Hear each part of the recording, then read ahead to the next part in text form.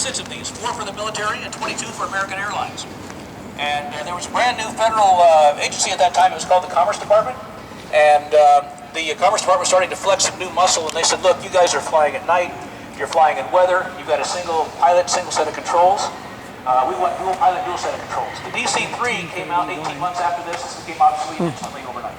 So all of them for American Airlines ended up down in a Texas boneyard, sitting out in the sun, and the guys in Alaska said, hey, there's all these airplanes down here with tremendous fuel capacity, and we can have for a song.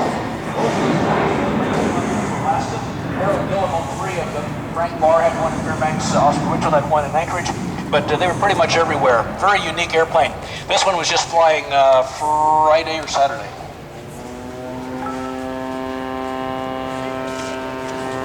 6 months after Pearl Harbor, the Japanese were trying to pull a feint to the north to try and pull the U.S. fleet away from Midway. So they came up to the Aleutian chain of Alaska and they bombed a place called Dutch Harbor. And that was on June 3rd, 1942. Dutch Harbor had a place 80 miles to the west on nearby Upnack Island, a place called Fort Glen that had P-40s to defend it. The P-40s were part of the 343rd. They were called the Aleutian Tigers, patterned after the Flying Tigers of China. And they unfortunately never got the word that Dutch Harbor was being blown up. So they were playing their poker games all day without any kind of word. For anybody who doesn't know, of course, Alaska was the only place in North America that Japan did occupy during World War II, and one of the bloodiest battles fought. And during this Battle of Dutch Harbor, which kind of set the stage for that whole campaign, a fellow by the name of Lieutenant McIntyre was one of those guys playing poker games, and he never got the word, but they got the word the next day, or by that night, that it had happened, and so they were ready for him the next day. But unfortunately, the secret base, Fort Glen on Upnack, was not a secret anymore to the Japanese.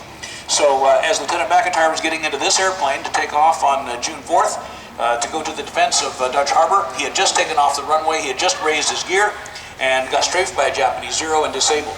He hobbled over, was able to make it over the channel to Unalaska Island at the far end from where Dutch Harbor's at, and he elected to put it down on the tundra with the gear extended. That was a wrong choice. So when it hit the tundra, it flipped over. He crawled out with a broken leg, ended up dying later in the war in Europe. But this is the airplane that he took off in. You can see the bullet holes in it and that sort of thing. In a minute, we're going to see the fuselage in the next hangar. It is being restored and it will fly again.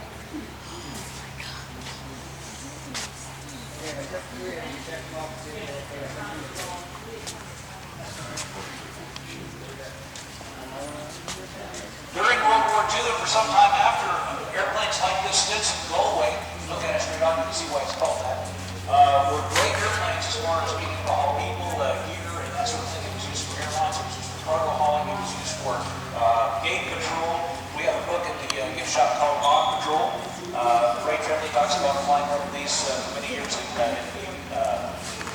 if anybody's interested in World War II in Alaska, by the way, there's a book at the gift shop called The 1,000-Mile War by Brian Garfield.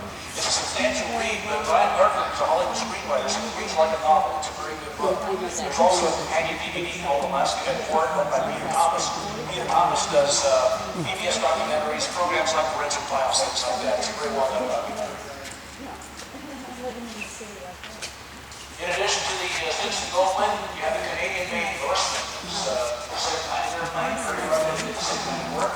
Here you've got the Goose that helped the armed forces during World War II, but also many years afterwards, you had federal and state service doing fish and game and fish and wildlife work. A lot of the industrial flying in the United States became time for the war in terms of their assembly lines to water things. So if anybody here has ever had or heard of a Eureka vacuum cleaner, you can look in this case here and find the Eureka vacuum cleaner and flare gun.